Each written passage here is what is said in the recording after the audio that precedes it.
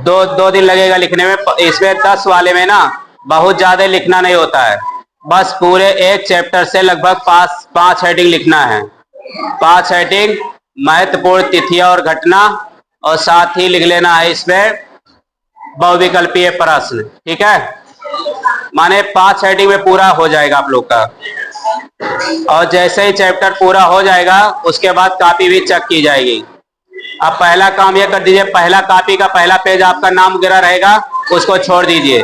दूसरा पेज आपको छोड़ देना है, उसमें यह रहेगा कि कौन कौन सा चैप्टर किस महीने में पढ़ाया जाएगा। तीसरे पार्ट से आपको लिखना है, पहले आप लोग लिख लीजिएगा इतिहास। खंड में हम लोग कौन सा लिख रहे हैं? इतिहास। इस साल ना अपने क्लास से प्रयास करिए सब लोग ढंग से पढ़िए कि बी सेक्शन के लोग टॉप वाले लिस्ट में ज्यादा लोग रहे। ठीक है, क्योंकि जो ए सेक्शन है ना वो सबको तनिक सा, ठीक है, इसलिए आप लोग को मेहनत करना है। ये ज्यादा लोग नहीं, हालांकि अभी बी सेक्शन का हालात ए सेक्शन से काफी अच्छा चल रहा है। ठीक है, अपने क्लास में पढ़ने में ज्यादा लोग ठीक ठाक हैं, बस ऐसे ही मेहनत करते रहना है। ठीक है, घर पे पढ़ा करो। बाकी इसमें एसएसटी का यूट्यूब पे पढ़ता है ये वीडियो, इसको भी पढ़ा करो। एक चीज और अच्छा चीज है उसमें ना, आप लोगों की कृपा से, मेरे से नहीं, आप लोग की कृपा से 100 सब्सक्राइबर 6 दिन में पूरे हो गए। ऊपर से ना 6 दिन में 100 घंटा वॉचिंग टाइम भी हो गया है। यूट्यूब वाले कंग्रेचुलेशन वाला वीडियो भेज दिया हमारे पास ईमेल, कंग्रेचुलेशन सर, आपका 100 घंटा वॉचिंग पूरा हो गया है 6 दिन में। हम क्या अभी तो शुरू हुआ है। चलो भाई, जब पता है जब 1000 सब्सक्राइबर हो गए ना, फिर अपने क्लास में चलेगा पार्टी समोसा वाला। ठीक है, उसमें मतलब 4-5 क्लास में रहेगा। इसमें 9th ए में, 9th बी में, 10th ए में और 10th बी में, लेकिन बढ़िया समोसा आप ही लोग को मिलेगा। ठीक है, और या फिर ए सेक्शन में समोसा रहेगा ना तो अपने वाले में समोसा और छेना दोनों रहेगा। चलो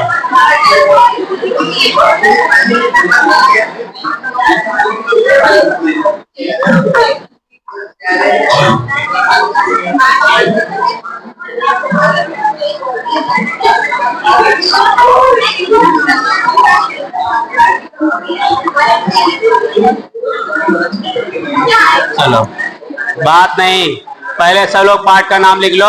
यूरोप में राष्ट्रवाद का उदय। इसमें कोई हेडिंग छूटा तो नहीं पढ़ने के लिए? जो लोग अभी नहीं आते थे वो लोग एक बार यूट्यूब चैनल पे पूरा पढ़ा ही है, देख लीजिएगा। और घर पे भी सब लोग पढ़ा करो। ठीक है, क्योंकि इस साल अपने सेक्शन से ज्यादा लोग टॉपर में आए।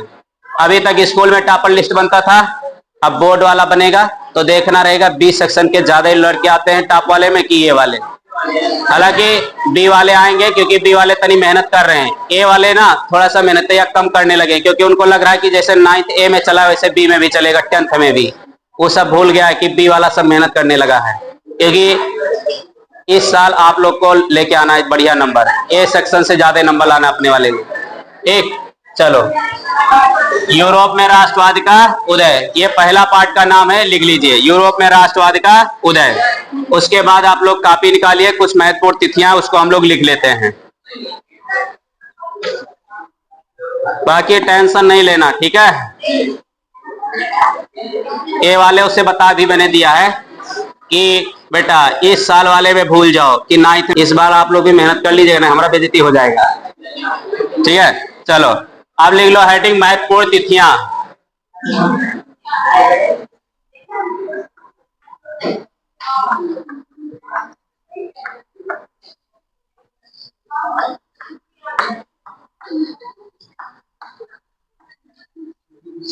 महत्वपूर्ण तिथियां, ठीक है। और पहला वाला लिखिएगा, ये बोर्ड परीक्षा में पूछा नहीं जाएगा, लेकिन है क्या आप लोग को याद रखना चैप्टर वाइज। हम सोच रहे हैं कि हाई स्कूल को इतने बेहतरीन ढंग से पढ़ो कि आने वाला टाइम जब, अभी देखिएगा जो हाई स्कूल में पढ़े हो ना, अंग्रेजी का लिटरेचर छोड़ करके बाकी जितने सब्जेक्ट आप पढ़ रहे हो, ये सब जब तक आपका सिलेक्शन हो नहीं जाएगा तब तक पढ़ना पड़ेगा। जो आप यहाँ यूरोप में राष्ट्रवाद पढ़े नहीं हो, ये सब आगे चल करके फिर से पढ़ना पड़ेगा आपको। वो पूछेगा कि फ्रांस की क्रांति कब हुई थी, लुई सलामा कौन था, नेपोलियन बोनापार्ट किस देश से था, ये सब बतिया तैयारी तक पूछेगा। हमारे मित्र हैं, अभी वो लोग एग्जाम का तैयारी कर रहे हैं, हम भी उसी में हैं। हम लोग देख रहे हैं ना, अभी भी वही बतिया पढ़ना पड़ा है जो 9th 10th में चल रहा है, अभी भी वही घुमा घुमा के पूछ रहा है, इसलिए आपको हाई स्कूल से ही ढंग से पढ़ लेना है। 1668 पहला तिथि लिख लेना है, 1668, 68 या 88, 88, 1688। 1688 में ना क्रांति हुआ था ब्रिटेन देश में, उसी को कहा गया है गौरवपूर्ण क्रांति। कौन सी क्रांति? गौरवपूर्ण। अब पहला लिख लीजिएगा महत्वपूर्ण तिथियां में, 1688, 1688 ब्रिटेन में, 1688 ब्रिटेन में, या ब्रिकट में इंग्लैंड कर दीजिएगा, ब्रिटेन में गौरवमयी क्रांति, गौरवमयी क्रांति 1688 ब्रिटेन, ब्रिकट में इंग्लैंड भी लिख लीजिएगा, गौरवमयी क्रांति। यहीं पे सबसे पहले क्रांति हुआ था राष्ट्र के लिए, गौरवमयी क्रांति। दूसरा सन डालना है आप लोग को 1707, दूसरा सन लिखना है 1707, 1707, 1707 में लिखना है इंग्लैंड और स्कॉटलैंड के बीच एक्ट ऑफ यूनियन द्वारा, स्कॉटलैंड लिख पाओगे? इंग्लैंड पहले ले लो, इंग्लैंड, इंग्लैंड और स्कॉटलैंड,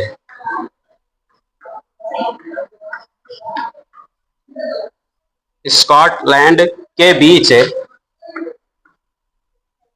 इंग्लैंड और स्कॉटलैंड के बीच act of union, act of union, act ऐसे लिखना है, act, act of union, act of union द्वारा, एक्ट ऑफ यूनियन द्वारा, एक्ट ऑफ यूनियन द्वारा United Kingdom of, United, United Kingdom of Great Britain का गठन, यूनाइटेड, यूनाइटेड लिख लोगे सब लोग, United Kingdom of, United Kingdom of Great Britain का गठन, हाँ, United Kingdom of Great Britain का गठन। माने इसमें स्कॉटलैंड, इंग्लैंड सब लोग एक एक्ट बनाते हैं, उस पर हस्ताक्षर करते हैं और कहते हैं अब ये 3-4 देश मिल करके ग्रेट ब्रिटेन के नाम से जाने जाएंगे। ठीक है, इंग्लैंड और स्कॉटलैंड के बीच एक्ट ऑफ यूनियन द्वारा United Kingdom of, United Kingdom of Great Britain का गठन।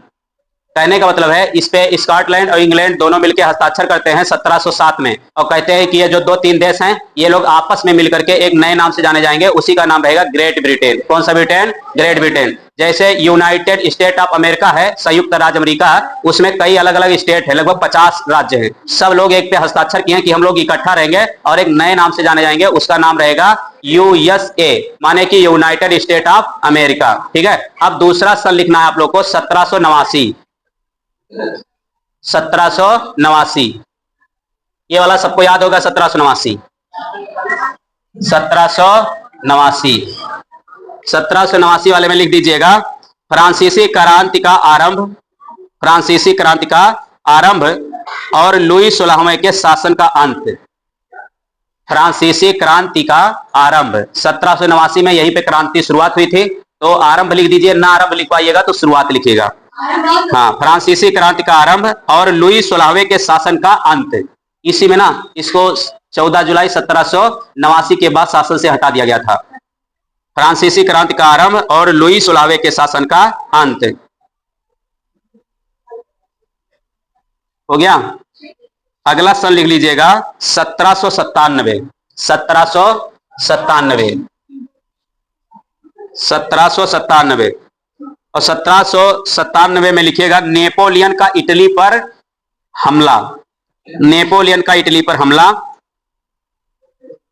नेपोलियन का इटली पर हमला और नेपोलियाई युद्धों की, नेपोलियाई युद्धों की शुरुआत।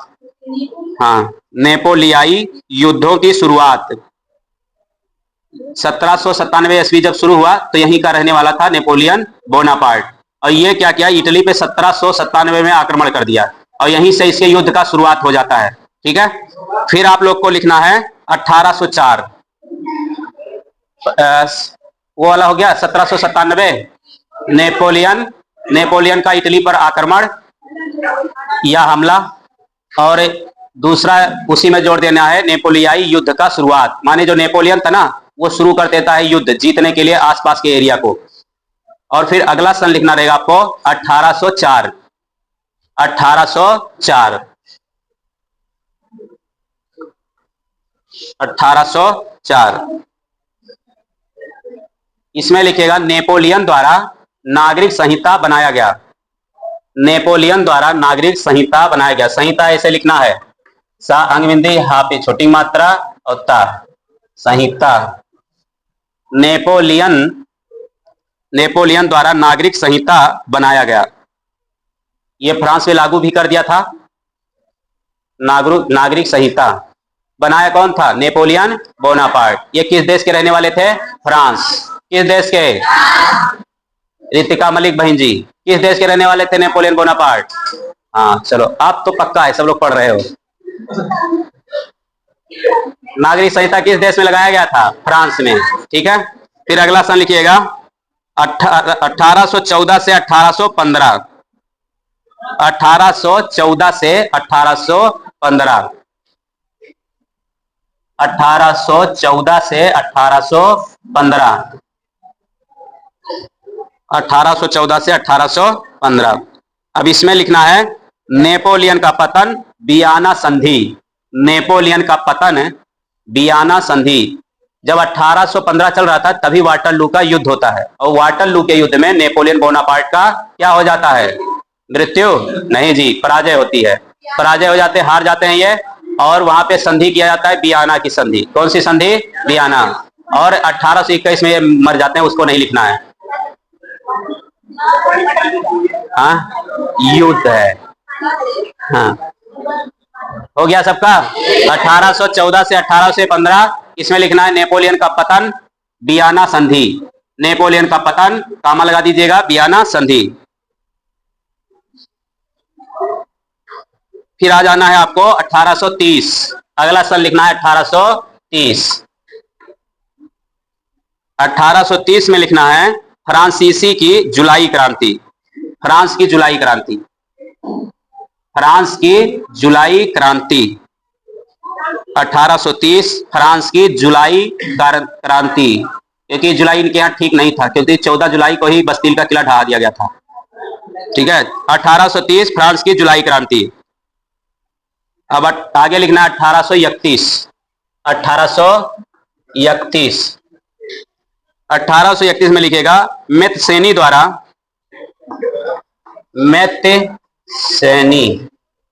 मेत्सेनी द्वारा यंग इटली, मेत्सेनी द्वारा यंग इटली नामक संगठन का गठन। मेत्सेनी इसका मेजनी भी नाम है, याद रखिएगा, या मेत्सोनी लिख दीजिए, या मेजनी लिख दीजिए, या फिर जोसेफ मेत्सोनी लिख दीजिए। ठीक है, मेत्सेनी द्वारा यंग इटली की स्थापना। मेत्सेनी द्वारा यंग इटली नामक संगठन का स्थापना या स्थापना। ठीक है, ये यंग इटली नाम का एक संस्था बनाए थे इटली को संगठित करने के लिए। अगला सन ले लीजिएगा 1832 ईस्वी। 1832। 1832 ईस्वी। 1832 में लिखिएगा यूनान एक स्वतंत्र राष्ट्र बना। यूनान एक स्वतंत्र राष्ट्र बना। यूनान एक स्वतंत्र राष्ट्र बना।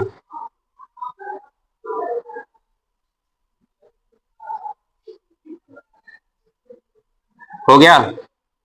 अगला सन लिख लेना है 1848। 1848।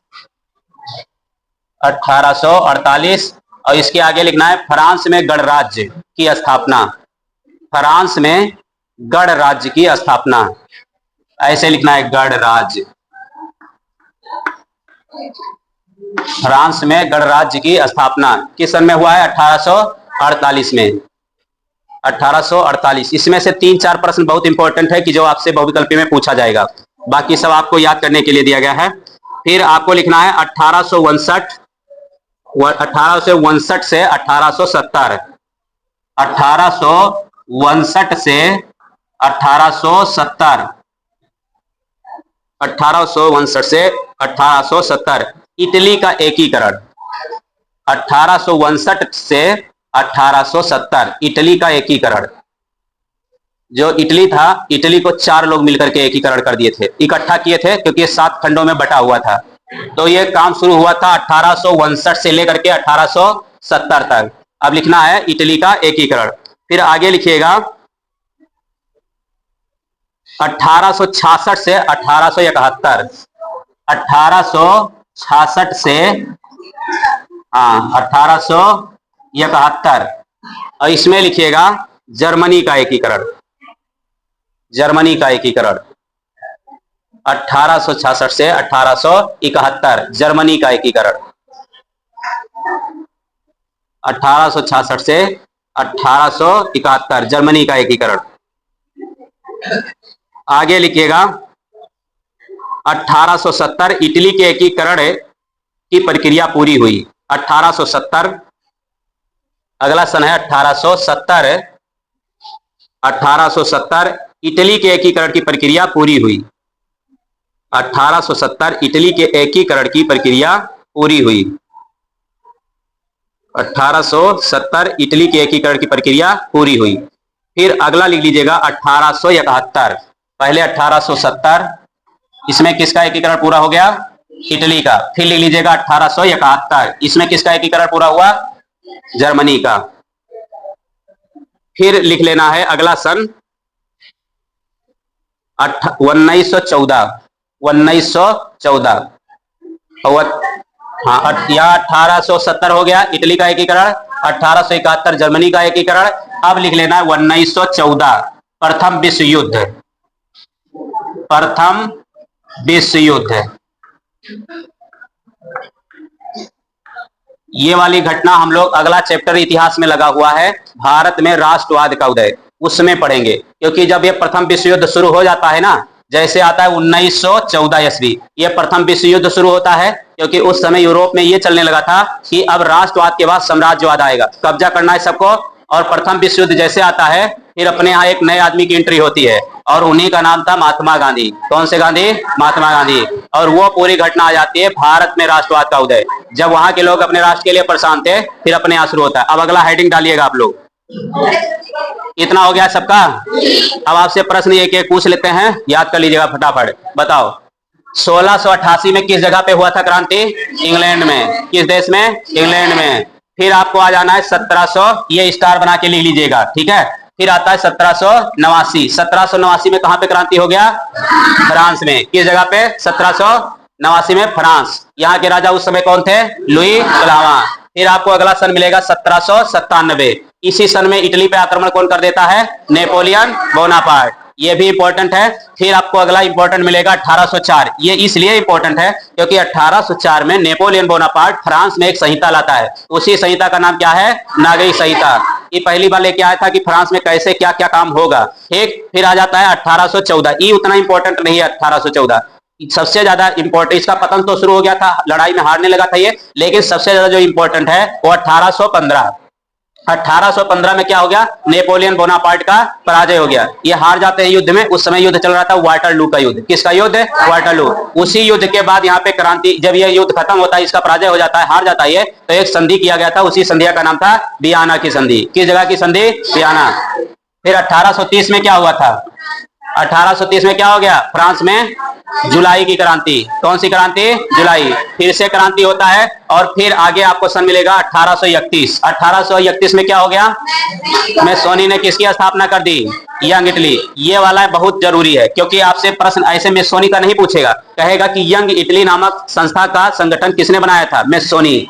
कौन बनाया था? मेसोनी। यह कहेगा कि यंग, इसमें अगर आप लोग देखिएगा इंपॉर्टेंट वाले में 4-5 सन लगातार दिया रहेगा कि इस सन में इसको पूछा गया है, ठीक। फिर आएगा 1832। कौन सा सन है? 1832। ये बहुत जरूरी नहीं है, ठीक है, ये प्रश्न नहीं पूछेगा। फिर आता है 1848, ये पूछेगा। 1848 में क्या हुआ था? फ्रांस क्या बन गया? गणराज्य। कैसे बन गया? गणराज्य। कहा कि अब यहाँ पे वोटिंग का व्यवस्था हो जाएगा। फिर आता है 1859 से 1870। इसमें ना 1859 बहुत जरूरी नहीं है, सबसे ज्यादा जरूरी कौन सा है? 70। 1870 कहेगा कि इटली का एकीकरण पूरा कब हुआ था? 1870 में। ऐसे यहाँ पे भी है 1866 जरूरी नहीं है, 1871 जरूरी है, क्योंकि 1871 में किसकी एकीकरण होगी? जर्मनी की। जर्मनी का एकीकरण कौन किया था? Auto von Bismarck. यह भी अपना एक नया संस्था बनाया और इसकी एक नीति भी थी। उसी नीति का नाम क्या था? लौह और रक्त की नीति। माने अगर नहीं लिखना पढ़ना है तो किसकी नीति? कलम और डंडे की, कि चाक और डेस्टर की? गुरु जी का नीति है चाक और डेस्टर। बाकी अगर कॉपी नहीं पूरा होता है, पढ़ाई नहीं होता है, तब कौन सी नीति? डंडे और भैया के हाथ की नीति। ठीक है। फिर कौन सा सन मिलेगा आपको? 1870 इटली का एकीकरण, 1871 जर्मनी का एकीकरण, और फिर नया सन आ जाता है कौन सा? 1800 कि 1914। जब ये आता है ना, सबको एक बराबर कर देता है। रीजन क्या है कि जो ये 1914 सन चल रहा था, इस समय समझ जाइए पूरे दुनिया में इतना पाप बढ़ गया था कि वो सामने वाले को जीने ही नहीं देना चाहते थे। क्योंकि शुरुआत में आप देखते हैं फ्रांस की क्रांति, इटली की क्रांति, सब जगह क्रांति हो ही रहा था। फिर यह क्रांति जब हो रहा था ना, उस समय इसलिए क्रांति नहीं हो रहा था कि राष्ट्र था, उस समय इसलिए क्रांति हो रहा था कि राजा को हटाना है, जनता का शासन लाना है। राजा को हटा के किसका शासन? जनता का। लेकिन जैसे जनता का शासन शुरू हो गया, फिर सबके दिमाग में एक नई बात आई। वो नई बात यह थी साम्राज्यवाद। कौन सा वाद? साम्राज्यवाद। वो ये सोचने लगे कि जो सामने वाला कमजोर राज्य है उसी को कब्जा कर लेना है। और धीरे धीरे लोग इधर उधर के राज्य कब्जा किए। जैसे ब्रिटेन ना पूरा एरिया पार करके कहां आया कब्जा करने? भारत को। फ्रांस अपने देश को कब्जा कर, जैसे इसका आजाद हो गया, राष्ट्र बन गया 48 में, ये सब वापस चले आए भारत में। फ्रांस भारत को भी कब्जा कर लिया था। बाद में ब्रिटेन और फ्रांस का युद्ध होता है तो फ्रांस हार जाता है, वापस चला जाता है। ब्रिटेन वाले यहाँ थे। इन लोग के दिमाग में चलने लगा कि नए नए देश को कब्जा करना है, उपनिवेश करना है, और कौन सा नीति लाना है? साम्राज्यवाद की नीति। कैसे नीति? साम्राज्यवाद। और वही साम्राज्यवाद की नीति का ही देन था कौन सा सन? 1914। सब देश में ये होने लगा कि भाई साहब अब दो देश मिलकर के लड़ेंगे। उस समय होता क्या है कि जर्मनी और इटली एक तरफ हो गए थे, जर्मनी और इटली एक तरफ, जबकि फ्रांस अलग, रूस अमेरिका अलग। और आ जाता है प्रथम विश्व युद्ध। कौन सा युद्ध है? प्रथम विश्व युद्ध। जब किसी एरिया में मान लीजिए किसी दो देश के बीच में युद्ध हो रहा होता है तो उसको नॉर्मल युद्ध कहते हैं। उसको क्या बोलेंगे? युद्ध। जब दो देश के बीच में युद्ध होगा तो क्या बोलेंगे? युद्ध। लेकिन अगर मान लीजिए कि आधा देश एक तरफ लड़ रहा हो, पूरी दुनिया का आधे दुनिया एक तरफ लड़ रही हो, आधे दुनिया एक तरफ लड़ रही हो, तब दोनों का नाम क्या हो जाएगा? प्रथम विश्व युद्ध। कौन सा युद्ध? प्रथम युद्ध। क्योंकि ये पहली बार विश्व युद्ध हो रहा था कि दुनिया में अलग अलग देश लड़ रहे थे। 10-15 देश एक तरफ से, 10-15 देश एक तरफ से। उसी का नाम रखा गया है प्रथम विश्व युद्ध। और जब 1914 चल रहा था उस समय अपना भारत भी गुलाम था, और उसी गुलामी के बीच 15 आता है सन 1915। और जब 1915 सन आ जाता है तब गांधी जी की एंट्री होती है भारत में। क्योंकि उससे पहले गांधी जी कहां चले गए थे? अफ्रीका। किस जगह गए थे? अफ्रीका। जैसे अभी कल जो है जयंती था अंबेडकर जी का, 14 अप्रैल को ही अंबेडकर जी का क्या मनाया जाता है? जयंती। क्योंकि 14 अप्रैल को क्यों मनाया जाता है? 14 अप्रैल को ही उनका जन्म हुआ था। अंबेडकर जी का जयंती मनाया जाता है 14 अप्रैल को। जन्म कहां हुआ था? अंबेडकर जी के बारे में किसी को कुछ पता ही नहीं है? हे वासुदेव, दुनिया का सबका, पूरे दुनिया का ना जो सबसे बड़ा संविधान है अपने देश का, उतना बड़का संविधान लिखने के लिए अंबेडकर जी ने पूरा इतना मेहनत किया था। उसी मेहनत का फल था कि उनको ब्लड प्रेशर हो गया था। उसी मेहनत का फल था कि डायबिटीज हो गया था। और उनको डॉक्टर बोला कि अब आपको, उनकी वाइफ थी, उनकी डेथ हो जाती है, फिर उनको नया शादी करना पड़ता है दोबारा। मतलब उस वाले में बहुत परेशान हो गए थे संविधान लिखते लिखते। उनके बारे में किसी को पता ही नहीं पता है सबको। चलो इतना पढ़ लिया सब लोग, अब आज अंबेडकर जी के बारे में ही पढ़ लो, नहीं तुम लोग यह षष्ठी को ही पूरा गड़बड़ कर दोगे। आप लोग जब खाली हुआ करो तो पढ़ा करो, ठीक है? क्योंकि अगर पढ़ोगे नहीं ना, एक चीज जान लीजिए, कोई भी नौकरी हो, चाहे कोई भी नौकरी हो, किसी भी नौकरी में जाओगे या किसी भी एरिया में जाओगे या किसी दफ्तर में जाओगे, आपको किसी का फोटो मिले ना मिले, लेकिन दो आदमी का फोटो जरूर मिल जाएगा। एक मुस्कुराते हुए गांधी जी और एक चश्मा लगाए हुए अंबेडकर जी।